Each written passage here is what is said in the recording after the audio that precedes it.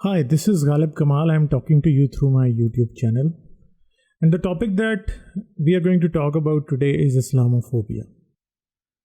So, there are many definitions of Islamophobia, but I'm going to read out the Wikipedia definition for you. Islamophobia is the fear, hatred, or prejudice against Islamic religion or Muslims generally, especially when seen as a geopolitical force or the source of terrorism.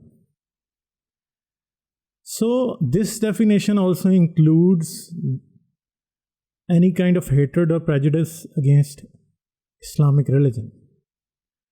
I will never hate any human being. I would not like anyone to harm a Muslim who is living a peaceful life and he is not creating any kind of problems for the wider world.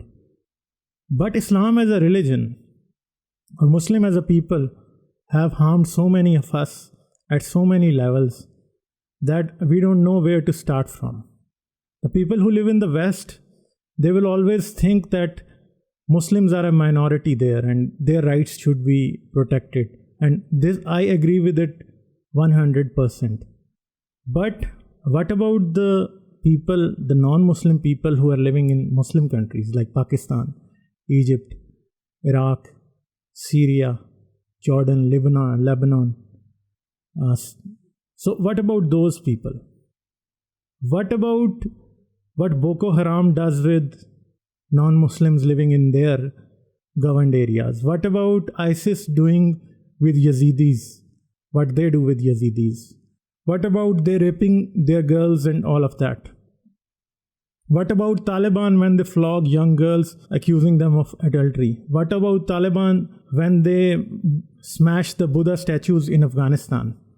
2,000-year-old Buddha statues in Afghanistan. What about the Christians, Hindus, and other minorities living in Pakistan who are suffering for such a long time, and there is no end to that suffering, and day by day the society is getting even more extreme? What about all of these people who are living in the Muslim world and are suffering at so many different levels? No one talks about that. But why do you think that Muslims have such a hateful and such an extreme view towards any religious minority living in their countries?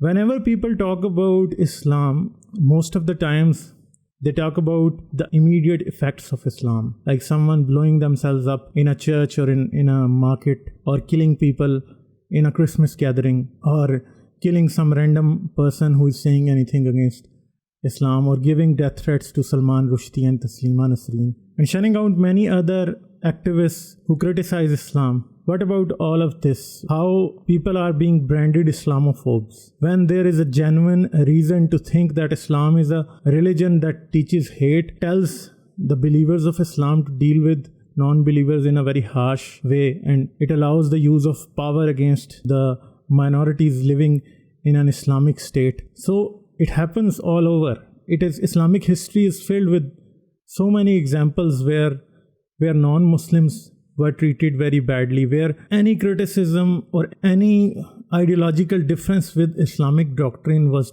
treated very harshly. What happens with Ahmadiyya Muslims in Pakistan? Though they call themselves Muslims, but they have a different sect and they have views that contradict the mainstream Islamic ideology. So they are killed, they are tortured, they are subject to so many discriminatory laws even in that country. What Coptics feel in Egypt, how Yazidis are treated by ISIS and other Muslims living in the Middle East. So all of this is happening.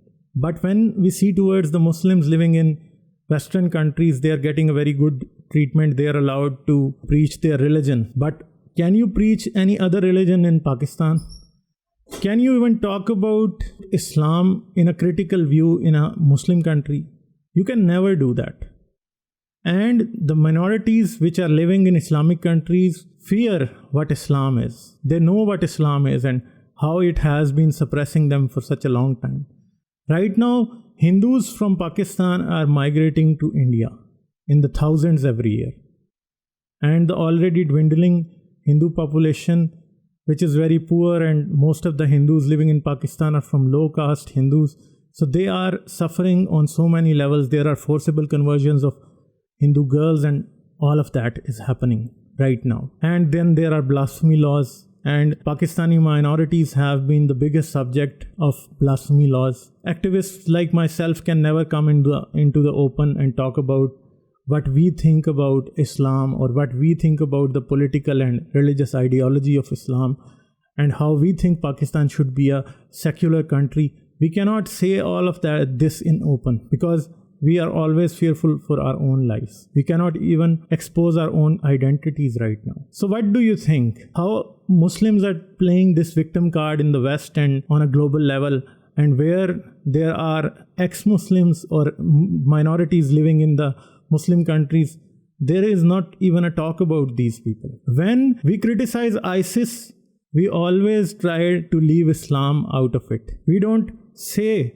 the left especially does not even want to say that what is happening with Yazidis is because of Islam. Islam teaches that. And you might be under the impression that there is a peaceful version of Islam and there is an extremist version of Islam. But let me tell you, as long as there are books of hadith and there are verses in Quran which are extreme towards other religions and people belonging to a different political and religious ideology, Islam will always teach its followers to hate others. So you cannot strip Quran and Hadith of these verses which teach hate against Christians and Jews. You cannot tell a Muslim to not follow the teachings of Sharia when Sharia says that an apostate of Islam should be killed, because it is written there. And as long as it is written, someone will always believe it. So if a Muslim apologist comes to you and says that Islam is peaceful, Islam teaches peace, Islam teaches equality, Islam believes in women's rights and all of these things, but you should always see that it is his personal view of Islam or he is trying to deceive you. The latter case is even more dangerous and difficult to deal with than the earlier. Why? Because most of the times these people are just trying to deceive you by telling you that Islam is a peaceful religion. And they are very much aware, they are absolutely aware of what Islam teaches and why these extremists are doing what they are doing. Islamic apologists are the biggest deceivers and cheaters that have ever existed for an ideology, because they are always deceiving you. They are telling you that whatever Muslims are doing has nothing to do with Islam, but it is crystal clear, it is written in their books.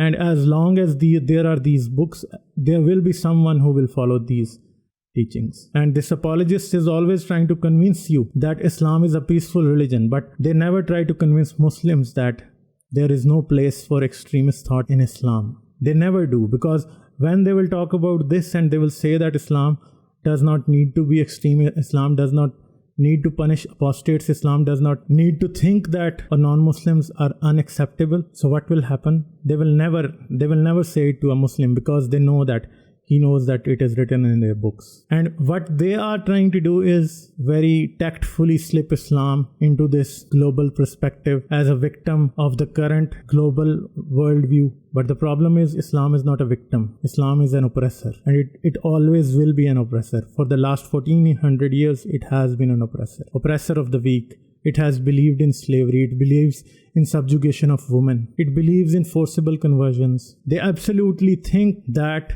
non-Muslims are just fodder for hell. This is what they think. Islamophobia is a sham term coined by Islamic apologists to ridicule you, to brand you, because the West is too afraid to understand that it is not guilty of Muslims being terrorists right now. West has not created Muslims as terrorists. The Japanese, who were subject to 2 atomic bombs in the Second World War, they haven't turned out to be terrorists. Why are Muslims turning out to be terrorists right now? This is really because there are books and there are teachings and there is preaching of all this hate within Islam that you will never be able to see as long as you are learning to an apologist. You have to learn what Islam really says. And for that you have to read the translations of Quran. You have to read the translations of Hadith. You have to read what Islamic historians say, how they tell how many nations and many cities were ravaged by the barbaric Islamic ideology. When they started looting around, they set out from Makkah and Medina and they conquered many lands around, and they forcibly converted people, and they gathered taxes from them, and they made people into slaves, and they raped women, and they looted churches and temples. They did all of that. But you have to read history, and what Muslims are trying to do right now, what ISIS wants to do is, what Boko Haram wants to do is, what Taliban want to do is to bring back that era in which they were free to loot anyone, they were free to overpower anyone, they were free to make anyone into slaves. They want to repeat all of that. Their ideals are Umar Khattab, Khalid bin Walid, and many others like that, who did so much wrong in this world. They were truly war criminals. But the problem is not that. Sometimes people say that the time was like that. It was the time when everyone was doing that. But the problem occurs when you believe that those people are your role models. Because every Muslim believes that all these looters and all these mujahideen were exemplary people, and they want to follow their footsteps even today. They want to bring something that is 1400 years old into today's world. So this Islamophobia term is just a sham. It has been coined to shut me up and shut you up. So you have to be very wary of this term, and you have to challenge it wherever it is used. And you have to tell the people that Islam should be criticized as much as Christianity or any other religious or political point of view. It shouldn't be exempt from our criticisms and our scrutiny. You don't have to let this extremist ideology win. Don't hate Muslims, hate Islam, because Islam is as hateable as fascism and any other ideology. Because it also is a fascist ideology. It believes that Muslims are the most superior and the most pure people in the world, and everyone else should be a subject to their rule and a subject to their Sharia law and customs. So this is what I want to say today. I'll see you in some other video. If you have liked this video, please consider leaving a comment, liking, and sharing this video. Thanks a lot.